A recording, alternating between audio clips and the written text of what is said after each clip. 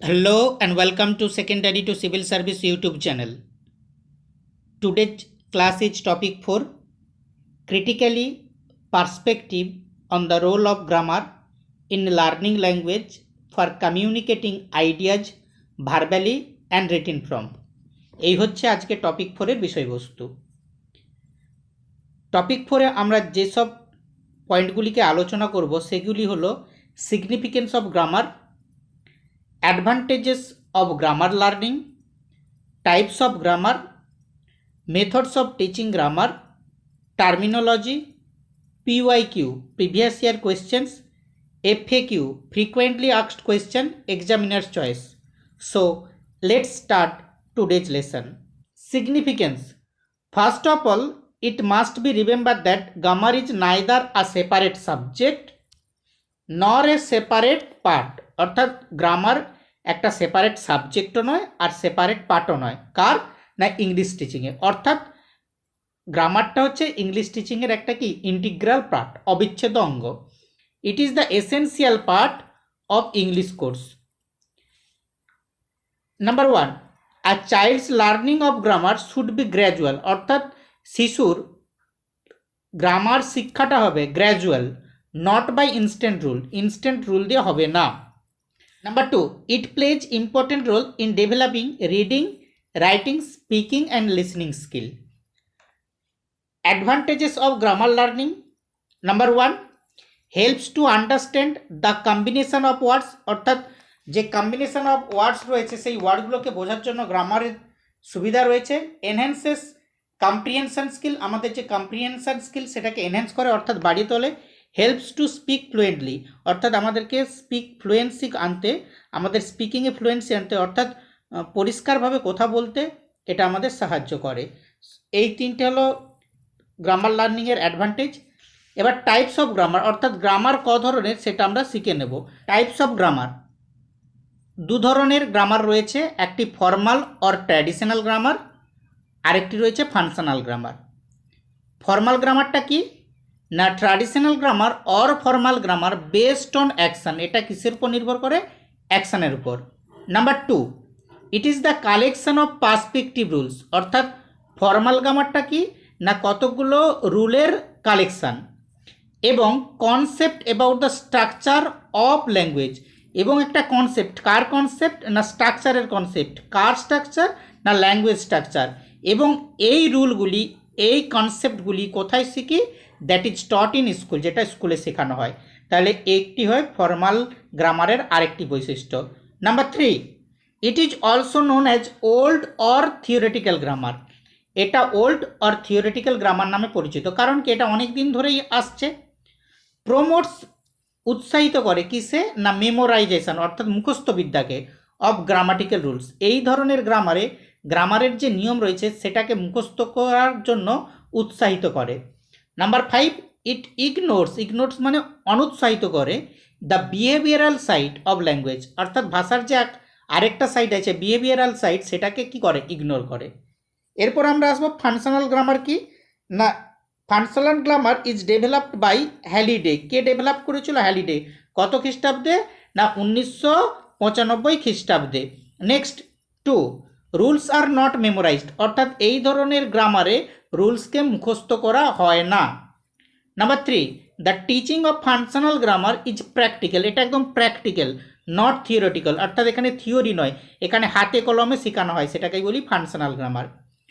ইট emphasises, অর্থাৎ functional grammar কার উপরে জোর দেয় না স্পোকেন অ্যান্ড রাইটিং ল্যাঙ্গুয়েজ। অর্থাৎ ল্যাঙ্গুয়েজকে আমরা যখন বলি এবং লিখি তার উপর জোর দেয়। Of operators in different social situation. অর্থাৎ বিভিন্ন ধরনের সামাজিক অবস্থাতে আমরা যখন কোনো কিছু বলি এবং লিখি সেটার উপর জোর দেয়। এরপর আসবো আমরা মেথড অফ টিচিং গ্রামার, অর্থাৎ গ্রামার শিক্ষা দেওয়ার মেথডগুলো কী কী। অ্যাকর্ডিং টু ডক্টর সুইটের মতে grammar is the practical analysis of a language. অর্থাৎ ল্যাঙ্গুয়েজকে যদি প্র্যাকটিক্যালি অ্যানালিসিস করি সেটা হচ্ছে গ্রামার। ইটস অ্যানাটমি, আর গ্রামারটা হচ্ছে ল্যাঙ্গুয়েজের বা ভাষার কি অ্যানাটমি। এবার মেথডস, কী কী মেথড রয়েছে না number 1, traditional method. Number 2, the inductive deductive method. Number 3, the informal method. Number 4, the correlation method or the incidental method. আমরা এই মেথডগুলোকে এক এক করে জেনে নেব। First, traditional method. ট্র্যাডিশনাল কথার অর্থ কি না, যেটা হয়ে আসছে, চলে আসছে। আমরা যখন ক্লাসে ছিলাম শিখে আসছি, প্রথমে আমাদেরকে কিভাবে শিখেছিল না, প্রথমে একটা গ্রামার যখন শেখানো হয় তখন গ্রামারের ডেফিনেশন দেওয়া হয়েছিল, সেখান থেকে কি বলেছিলাম, কিছু রুল বলেছিল, তারপরে এক্সাম্পল দিয়েছিল এবং তারপরে এক্সারসাইজ করে দিয়েছিল। অর্থাৎ আমরা যেভাবে শিখে আসছি, যেভাবে শিখে চলে আসছে, সেটাই হচ্ছে ট্র্যাডিশনাল গ্রামার। তাহলে ট্র্যাডিশনাল গ্রামারটা কি না, grammar is taught with the help of grammar books. এখানে গ্রামার বই দিয়েই গ্রামারটাকে শেখানো হয়। তাহলে 1 নম্বর বৈশিষ্ট্য কি না, grammar is taught with the help of grammar book.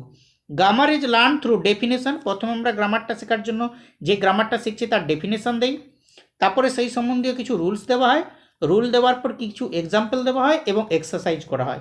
এই ধরনের যে গ্রামার শিক্ষা পদ্ধতি সেটাকে আমরা বলি traditional method. Number 2, inductive deductive method. এটা কীরকম না, it is a modern method of teaching. এটা একদম আধুনিক পদ্ধতি। The process is known to unknown. এখানে কি জানা থেকে অজানাতে যাই, known to unknown, simple to complex. প্রথমে আমরা সিম্পল শিখি কিন্তু তারপরে জটিলতর সমস্যার সমাধান করতে পারি।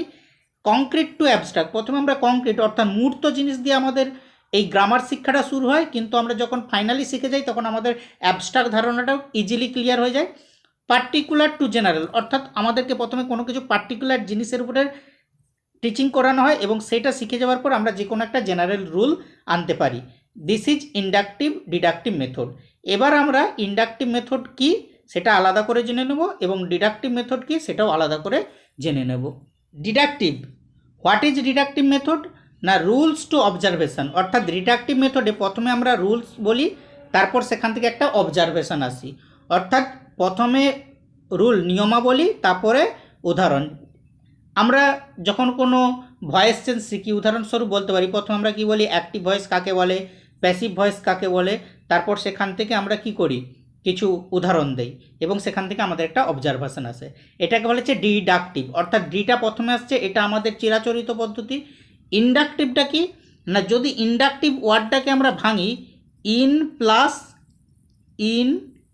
প্লাস ডাকটিভ, অর্থাৎ ইন মানে কি ইনস্ট্যান্স, অর্থাৎ প্রথমে উদাহরণ থাকবে, সেই উদাহরণ থেকে আমরা অবজারভেশনের মাধ্যমে একটা জেনারেল রুলে আসব। তাহলে অবজারভেশন টু রুলস। তাহলে যদি আমরা সোল ডিফারেন্স দেখি, মানে একদম প্রধান পার্থক্যটা দেখি, ডিডাকটিভে হচ্ছে প্রথমে রুল, তারপরে উদাহরণ, সেখান থেকে একটা অবজারভেশন। আর ইন্ডাকটিভে ইন বোধহয় ইনস্ট্যান্স, অর্থাৎ প্রথমে উদাহরণ থাকবে, সেখান থেকে আমরা একটা অবজারভেশন করব এবং জেনারেল রুলটাকে এস্টাবলিশ করব। এবার আমরা ডিটেলস ডিডাকটিভ আর ইন্ডাকটিভের ডিফারেন্সটা জেনে নেব বা দেখে নেব। Number 1, it gives new knowledge directly. অর্থাৎ ডিডাকটিভে কি আমরা নতুন নলেজটা ডাইরেক্টলি পেয়ে যাই, যেহেতু প্রথমে আমাদের রুল দিচ্ছে, সেখান থেকে একটা উদাহরণ দিচ্ছে, তাহলে আমরা ডাইরেক্টলি পেয়ে যাই। It gives new knowledge indirectly, কিন্তু এখানে যে নলেজটা আছে ইনডাইরেক্টলি, অর্থাৎ প্রথমে আমাকে উদাহরণ দিচ্ছে, সেখান থেকে আমি দেখছি, অবজারভেশন করছি, তারপরে রুল আসতেছে, অর্থাৎ ইনডাইরেক্টলি আসতেছে। ইট is the method of verification and instruction. আমাদের যে রুলটা দেওয়া হলো সেটাকে আমরা ভেরিফাইড করলাম আমাদের উদাহরণের মাধ্যমে এবং আমাদেরকে একটা ইনস্ট্রাকশান দেওয়া হয়। আর it is a method of discovery, অর্থাৎ আমাকে উদাহরণ দেওয়া হয়, উদাহরণগুলো দেখে দেখে অবজার্ভ করে আমি একটা কি করি না রুল তৈরি করি, তার মানে ডিসকভার করি। অ্যান্ড টিচিং, এবং এইভাবেই শিক্ষা দেওয়া হয়। Number 3, students get readymade information. এই ধরনের মেথডে রেডিমেড ইনফরমেশান পড়ে and make use of it. আর এখানে স্টুডেন্টদেরকে কী করতে হয়, ইনফরমেশান রেডিমেড থাকে না, ইনফরমেশানটা তাদেরকে কী করতে হয়, গ্যাদার করতে হয়, অ্যাকোয়ার করতে হয়। Students acquire first hand knowledge and information by actual observation. Number 4, it is a quick process, it is a slow process. মানে যেহেতু এখানে আমাদের প্রথমে রুল আছে, উদাহরণ আছে, এটা তাড়াতাড়ি শিখে নেওয়া যায়, এটা স্লো প্রসেস। কিন্তু যদি আমরা শিক্ষার গুরুত্ব দেখি, তাহলে ইন্ডাকটিভ মেথডে কিন্তু শিক্ষার গুরুত্বটা অনেক বেশি, কারণ এটা অনেক দিন লাস্টিং করা যায়, যেহেতু স্টুডেন্টরা নিজের ফার্স্ট হ্যান্ড এক্সপিরিয়েন্সটাকে লাগাচ্ছে এবং লার্নিং বাই ডুইং হচ্ছে, তাতে এখানের আরও বেশি কার্যকারিতা হচ্ছে এই ধরনের গ্রামার শিক্ষাতে। Number 5, it encourages dependence on the other sources. এখানে অন্যান্য সোর্সের উপর কী রয়েছে, ডিপেন্ডেন্স রয়েছে। It retains the mind and give self confidence and initiative. এখানে সেলফ কনফিডেন্স থাকে। Number 6, there is a less scope of activity in it. এখানে লেস স্কোপ থাকে, it is full of activity, কারণ নিজেকে চিন্তন করে ক্রিটিক্যাল থিঙ্কিং করে আমাকে ওই রুলটা বের করতে হয়, তাহলে it is full of activity. It is a downward অর্থাৎ top down process of thought and leads to useful result. Top down কি আমরা আগের ক্লাসে বলেছি, আগের ক্লাসের লিঙ্ক এই ভিডিও ডেসক্রিপশন বক্সে দেওয়া রইল, দেখে নেবে ভিডিওটি। Number 7, it is an upward অর্থাৎ বটম আপ। বটম আপ মানে কি একদম নিচ থেকে উপর পর্যন্ত যাচ্ছে, মানে প্রথমে উদাহরণ, সেকেন্ড থেকে অবজারভেশন, তারপরে একটা rule, and leads to principle, এখানে প্রিন্সিপাল পর্যন্ত যায়। Number 3, informal grammar. This method advocates the teaching of grammar not by rules but by usage. এটার মাইন্ডেড, এটাকে ভালো করে লক্ষ্য করো, এই ধরনের গ্রামারটা কার উপরে জোর দেয়? রুলের উপর জোর দেয় না। কার উপরে জোর দেয় না? ইউসেজ অর্থাৎ ব্যবহারের উপর, কন্টিনিউয়াস প্র্যাকটিসের উপর। অর্থাৎ এই ধরনের শিক্ষা পদ্ধতিতে বা গ্রামার শিক্ষা পদ্ধতিতে আমরা কিসের উপর জোর দিই? তার ব্যবহারের উপর এবং প্র্যাকটিসের উপর। যেমন আমরা যখন অ্যাপ্রোপ্রিয়েট প্রিপোজিশন শিখি, সেখানে আমাদের রুলের উপর জোর দেওয়া হয়নি, কিসের উপর জোর দেওয়া হয়? ইউসেজের উপর এবং কন্টিনিউয়াসের প্র্যাকটিস হবে। সো অ্যাপ্রোপ্রিয়েট প্রিপোজিশন লার্নিং কি? Informal process. Number 4 or last method, incidental or correlation. অর্থাৎ ইনসিডেন্টাল, যেখানে ইনসিডেন্টটা ঘটছে সেখানেই শিখছি, অর কোরিলেশন, যার সঙ্গে রিলেট তার সঙ্গেই শিখছি। ব্যাপারটা বুঝিয়ে দেওয়া যাক। Grammar is taught incidentally, grammatical rules and their implication are explain along with the teaching of the textbook. অর্থাৎ যখন আমরা কোনো টেক্সট বুক পড়ছি, সেই টেক্সট বুক রিলেটেড যে গ্রামার আসছে সেটাকে রিলেট করে ওই গ্রামারটাকে শিখিয়ে দেওয়াটাকে বলা হয় কোরিলেশন মেথড। আমরা যখন টেক্সট বই পড়ি, টেক্সট বই যে টেক্সচুয়াল গ্রামার থাকে, তাহলে সেটা কি পদ্ধতি? কোরিলেশন মেথড বা ইনসিডেন্টাল মেথড, কারণ ওখানেই ইনসিডেন্টটা ঘটছে, অর্থাৎ গ্রামারটা আমরা পড়ছি, অ্যাপ্লিকেশনটা, তাহলে সেখানেই শিখে নিচ্ছি, ওই জন্য এটাকে বলা হয় incidental or correlation method. In this way student come to know the practical use of grammatical rules. এতে কি করে না স্টুডেন্টরা তার প্র্যাকটিক্যাল নলেজটা হয়ে যায় কার? না গ্রামাটিক্যাল রুলের। এরপর আমরা আসছি টার্মিনোলজি। টার্মিনোলজি, আজকে আমরা টার্মিনোলজিতে সাইট ওয়ার্ড কি এটা জেনে নেব। সাইট ওয়ার্ডস না, সাইট ওয়ার্ড হচ্ছে এই ধরনের শব্দ যাদেরকে আমরা দেখলেই চিনতে পারি, মানে অটোমেটিক্যালি তাদেরকে আমাদের প্রসেস করতে হয় না, ভাবতে হয়নি এটার অর্থ কী। সাইট ওয়ার্ডস আর commonly used words and can automatically recognise, অর্থাৎ যাদেরকে আমরা অটোমেটিক্যালি রেকগনাইজ করতে পারি। যেমন উদাহরণ কি? গুড, একে আমাকে ভাবতে হয় না, গুড মানে আমরা সবাই আমাদের মাথার মধ্যে এসে যায় লাভ আওয়ার স্টুডেন্ট। PYQ অর্থাৎ previous year question. Question number 1, grammar is the content of English. Option A literature, option B language, option C both of these, option D none of the above. The right answer is option B. Question number 2, theoretical grammar is also known as. অর্থাৎ theoretical grammar কী নামে পরিচিত? Option A formal grammar. এরপর আমরা FAQ অর্থাৎ examiners choice question প্রিপোজিশনের উপর practice করে নেব। Preposition practice set. Question number 1, a drowning man dash a straw. সঠিক উত্তর হচ্ছে ক্যাচেস অ্যাট আ স্ট্র। কারণ কি? ইংলিশে একটা প্রভাব রয়েছে, a drowning man catches at a straw. Question number 2, he died dash his country. Died for his country, কারণ giving line for one's country we use preposition die for. তাছাড়াও ডায়ের পর আরও অনেক প্রিপোজিশন বসে, যেমন ডায়ের পর বসে অন, সেক্ষেত্রে প্লেস বোঝাতে, যেমন ডায়েড অন দ্য রোড, তাহলে সেখানে অন হচ্ছে। ডায়ের পর ইন বসে, সেখানে সময় বোঝাতে, যেমন ডায়েড ইন 1883 অর্থাৎ সাল বোঝাতে। ডাই অফ এবং ডাই ফ্রম কারণের জন্য বসে। ডাই অফ বিশেষ করে যেমন ডাই অফ যে কোনো রোগের ক্ষেত্রে, died of cancer, die of hunger, die of thirst, আবার die from hard work, died from injury. তাছাড়াও আমরা এখানে দেখলাম die for. Question number 3, you must ask apology dash him dash your rudeness. Rudeness মানে অভদ্রতার জন্য তুমি অ্যাপোলজি অর্থাৎ ক্ষমা চাইবে। সেক্ষেত্রে the right answer is option 3, to আর ফর, অর্থাৎ অ্যাপোলজি টু আর ফর ইউর রুডনেস। আমরা অ্যাপোলজি টু বসাই, বেগিং অ্যাপোলজি টু সামওয়ান, অর্থাৎ কারো কাছে ক্ষমা পাওয়ার জন্য যদি ব্যক্তি হয় তাহলে অ্যাপোলজি টু, আর কোনো কিছুর জন্য অ্যাপোলজি চাইলে সবারটা হবে অ্যাপোলজি ফর, অর্থাৎ প্রথম হবে Apology to him for your rudeness. Question number 4, on the night before the exam, অর্থাৎ পরীক্ষার আগের রাত্রিতে সি ওয়াজ সিন, তাকে দেখা গিয়েছিল পুয়ারিং ড্যাশ দ্য বুকস, অর্থাৎ বইয়ের ওপর দিয়ে মানে বিভিন্ন বই পড়তে শুয়েছিল, pouring over, put over, pour over to give deep concentration on something. So the right answer is pouring over, কারণ pour over to give deep concentration on something, আর যদি ওটা রিড থাকতো তাহলে রিড থাকলে হতো read through the books. Question number 5, which method of organizing content points you did feel more comfortable? এই যে সেন্টেন্সটা রয়েছে এখানে একটা প্রিপোজিশন মিসিং হয়েছে, সেই প্রিপোজিশনটা কি না, প্রিপোজিশনটা হচ্ছে among. In this sentence the preposition is missing, so among will be needed to complete the sentence. Question number 6, what is the time dash you watch? Time বোঝাতে আমরা কি বুঝি, বাই, তাহলে বাই ইউ ওয়াচ।